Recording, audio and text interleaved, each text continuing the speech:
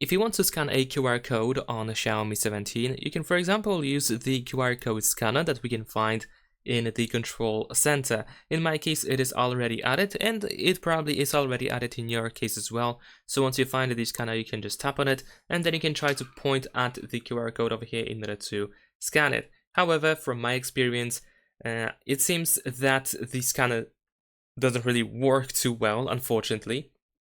Maybe it works for you, but unfortunately in my case, these Xiaomi scanners never work. You can also find the same scanner in the app drawer. In my case, I have it over here.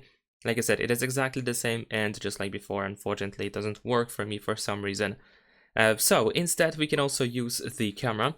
And in the camera app, you can simply point at the QR code, and if the QR code is detected, you can find this button over here, this QR code icon on the left side of the phone. We have the link and we can open it in the browser, or we can copy the link. In case the scanner doesn't work in the camera as well, make sure that you are in the photo mode, but also we can open camera settings, and then if you go to AI recommendations in here, you can make sure that scan QR codes option is enabled. And that is pretty much it. Leave a like and subscribe.